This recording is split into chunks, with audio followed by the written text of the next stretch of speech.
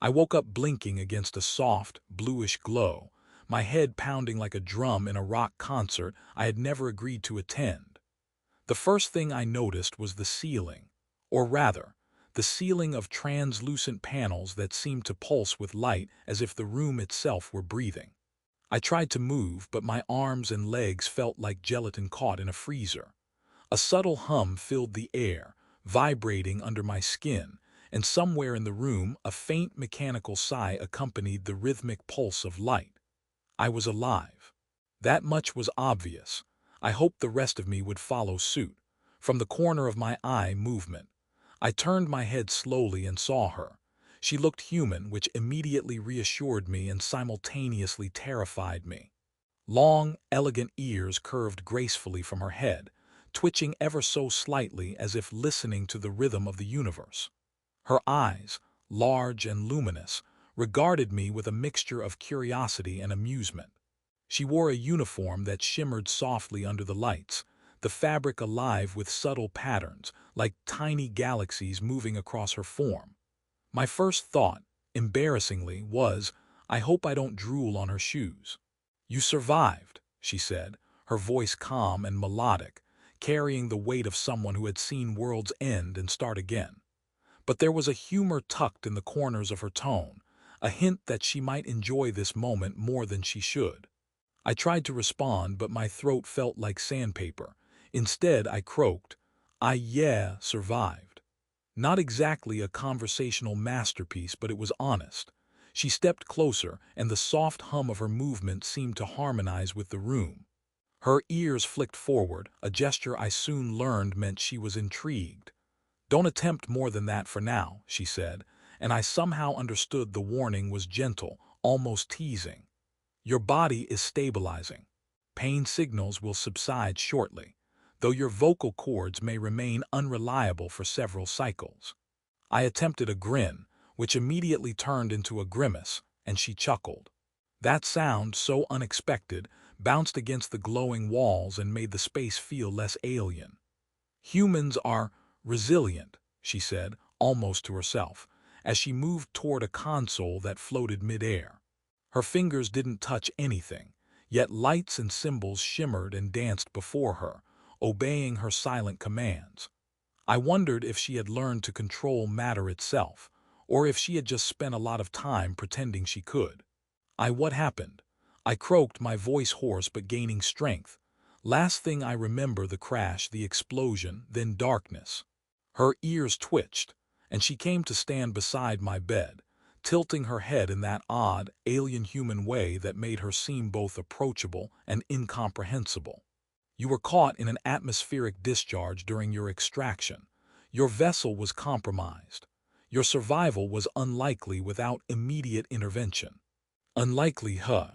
I tried a weak joke. "So basically, I'm lucky, or you just have really good aim with whatever you did." She raised one eyebrow, long ears flicking in amusement. "Perhaps a combination." Her attention turned back to the console, sending a wave of soft light across the room. Panels on my bed shifted subtly, adapting to my body's needs. I flexed a finger experimentally. The pain was there but manageable, which felt like a small miracle. I tried again to speak. "And you're what? My medic, my savior, my terrifyingly competent alien lady who I probably owe everything to." "You may call me Celira," she said, finally looking directly at me. "And yes, I performed the necessary procedures to keep you alive. The rest is your responsibility." I winced. Responsibility felt heavy, like gravity that had just doubled overnight. "Great," I muttered. "So I'm alive. Terrifyingly competent alien lady saved me, and now I have to figure out how to repay the favor without accidentally getting myself killed again." "Sounds manageable." Celira's lips curled in what I eventually realized was a smile, though it was subtle, almost teasing. "Your sense of humor persists despite trauma. That is promising." "Promising," I repeated, trying to keep the quiver out of my voice. "Promising. I nearly died. I should be panicking or crying, or at least considering a career change to something safer, like cloud watching on Earth. But promising. That sounds suspiciously optimistic. She tilted her head. Optimism is often required for survival, though your species relies heavily on irrational behavior. Your humor may have been advantageous in your extraction. I groaned softly. So basically, I survived because I'm an idiot with a sense of humor. Fantastic. Best skill ever. Celira seemed to chuckle again, though the sound was softer this time, more like wind moving through crystalline trees. Do not underestimate your abilities, she said. Now remain still. Recovery requires cooperation even if it seems trivial. Your body is fragile, your mind is active, and my patience is finite. I tried not to snort. Patience was finite. I had a feeling she would outlast me in every possible way. My curiosity began to overshadow the pain and fear. Celira, what kind of ship is this? How did you even find me? Why am I here? She moved closer, hands hovering near the bed controls but not touching them. You were located during an interstellar patrol. Your vessel was detected in critical condition. I retrieved you. As for why you are here, it is the safest location until full recovery is confirmed. Then, decisions will be required. Decisions? I asked, flinching slightly. Like whether I should trust the terrifyingly competent alien lady who has both saved me and scared the hell out of me. Her ears flicked forward again, a motion I was beginning to understand. Exactly. I blinked at her. Somehow, despite the pain, the fear, and the strangeness of floating panels and alien humming consoles, I felt an odd surge of relief.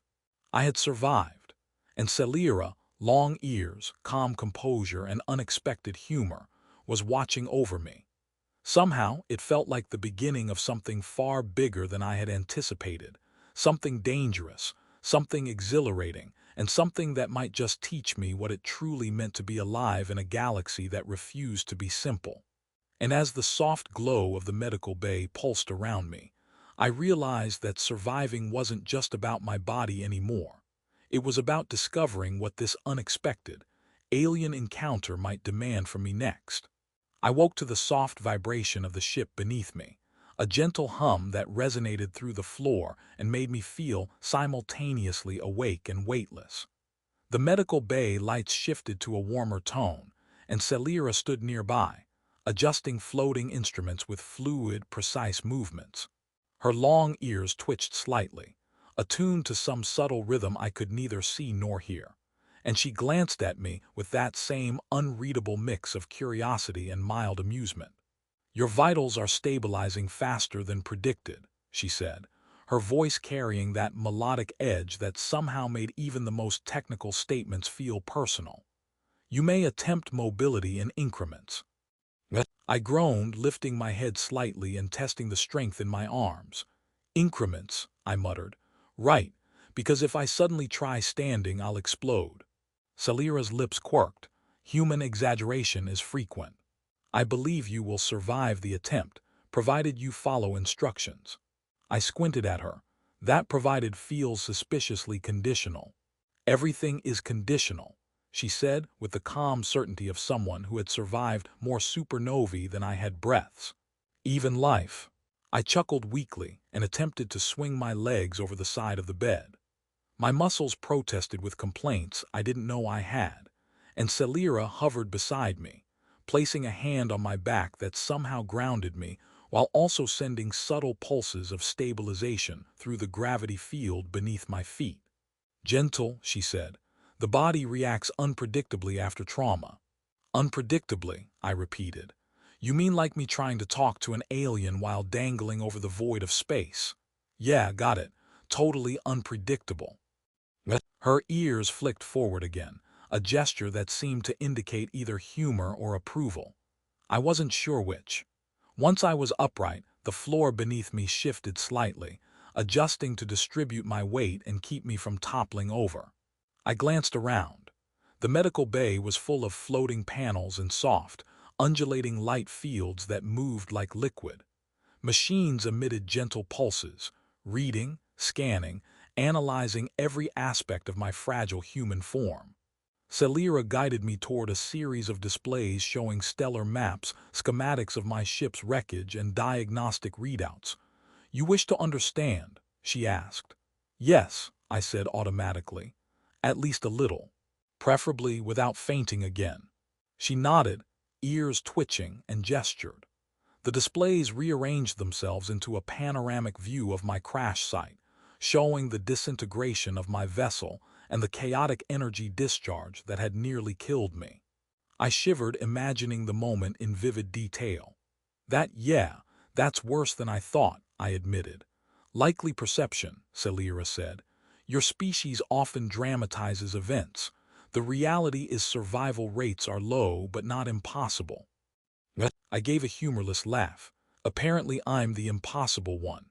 Her gaze softened, and she leaned closer, not in a way that felt invasive, but in a way that made me realize she had been monitoring every subtle shift in my vitals, my posture, even my heartbeat. "You are stronger than you realize," she said, "and curiosity will be your ally in recovery." Curiosity. I considered that word, trying to ignore the fluttering of nerves in my chest. Curiosity, huh? That explains why I'm staring at a galactic map with a woman who might very well outlive me by centuries. I should be afraid, but I'm not. Not really. Celira's lips lifted in the faintest of smiles. "Fear is necessary. But so is observation. Understanding your environment increases your chance of survival." I shifted uncomfortably, still feeling the residual aches from my crash, yet a sense of purpose began to seep into me. "So, what's next?" "Recovery, right, but also learning." "Correct," she said.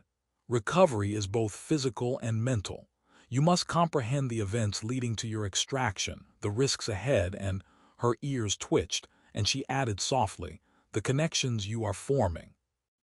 I frowned. Connections.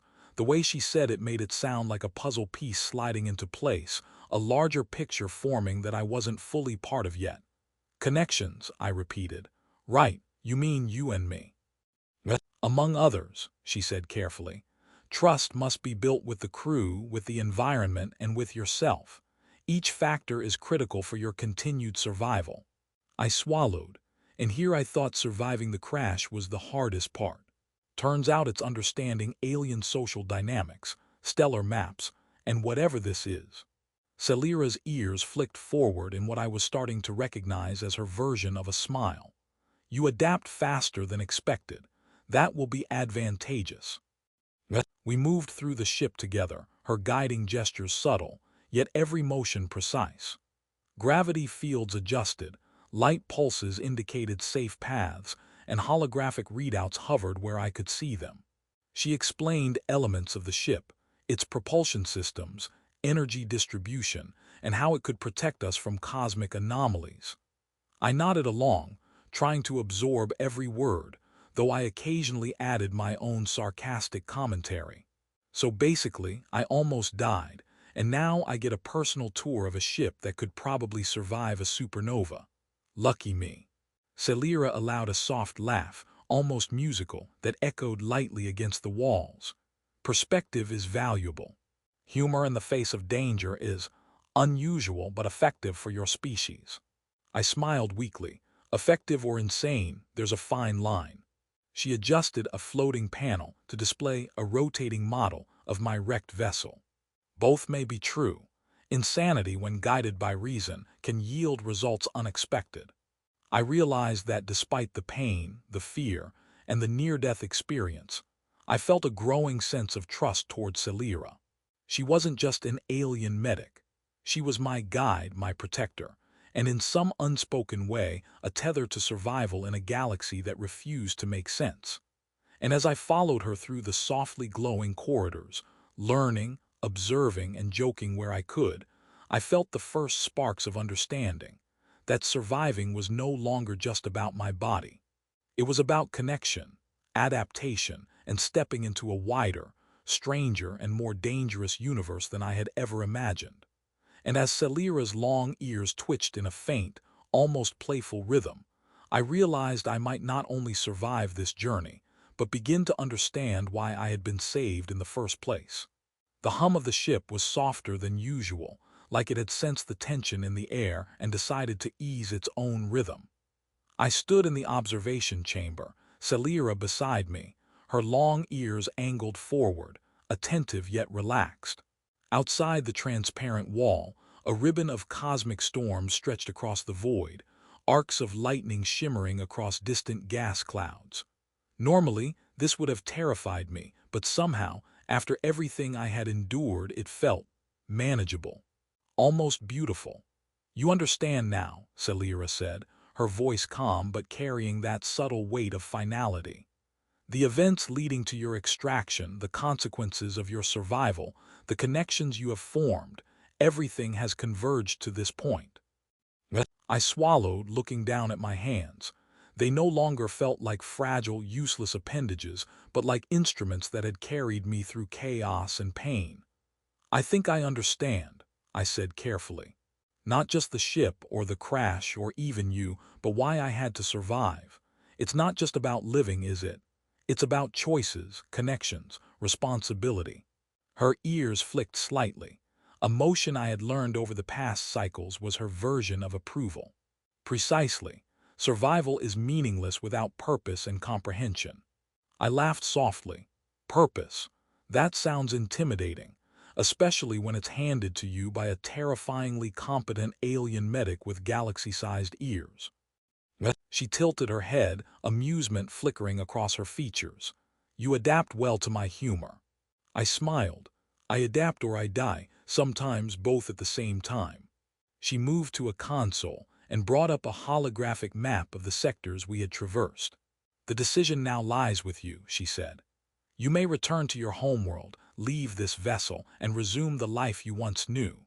Or you may continue forward, explore, learn, and participate in the broader consequences of what occurred." I traced a finger along the glowing map, feeling the weight of choices and the echo of my own vulnerability. I remembered the panic, the pain, the disbelief when I had first awoken. And I also remembered her steady presence, the subtle humor, the patience, and the guidance that had coaxed me back from the edge. I had changed. The man who had stumbled through the wreckage, who had clung to fear as a shield, had grown into someone capable of decision, of understanding, of trust. I want to stay," I said finally. "Not because I have to, but because I choose to. Because there's still so much I don't know, so much to see, and because you've taught me that survival isn't just about breathing, it's about living." Celira's ears twitched, and for the first time her smile was genuine, wide enough to light the faintest reflection across the chamber. "Then we proceed together," she said. "Your journey is no longer solitary nor trivial. You have learned, adapted, and chosen. That is growth." I felt the weight lift from my chest, replaced with a lightness I hadn't expected. "Growth," I repeated. "Yeah, I can handle that." The ship shifted gently, the observation chamber realigning with the currents of energy outside, as if the vessel itself acknowledged the change. Stars swept past in streaks of white and gold, nebulae glowing like suspended fire. Celira gestured for me to follow to the command deck. "We have much to explore, many anomalies to investigate, many decisions to make, and there will be dangers, unexpected and unavoidable." "Dangers?" I asked, though the thrill of anticipation had overtaken fear. "Like space sharks." She gave a soft, amused laugh. "Possibly not sharks, but the universe is inventive in its threats, and you will be tested." I nodded, not with hesitation but with readiness. "Bring it on. I think I can handle it now." As we stepped onto the command deck, the holographic displays sprang to life, projecting the intricate network of cosmic currents, stellar anomalies, and far-off worlds waiting to be explored. Celira stood beside me, her posture calm, confident, and somehow protective. Her ears twitched in rhythm with the ship's pulse, and I realized I had come to understand her language of motion, expression, and subtle nuance. "We depart?" I asked. "Yes," she said simply, "together." The ship rose into motion, slipping seamlessly into the currents of the galaxy, its hull glinting under the starlight. Outside, vast stretches of unexplored space stretched endlessly, each segment a new possibility, a new challenge, a new story. I glanced at Celira. She met my gaze, her expression steady, ears flicking in the way that now made me feel calm, connected, and ready. For the first time, I felt the thrill of being truly alive, not merely surviving. The panic and fear of my crash were memories now, replaced with a sense of purpose and clarity. I had been saved, yes, but more importantly, I had learned to trust, to adapt, and to grow in ways I hadn't thought possible. And as the ship glided past an iridescent nebula, the lights of distant stars reflecting across the metallic panels, I understood that survival had always been about more than staying alive. It had been about embracing the unknown, about forming bonds that mattered, about daring to continue even when the universe offered no guarantees. I turned to Celira. "So,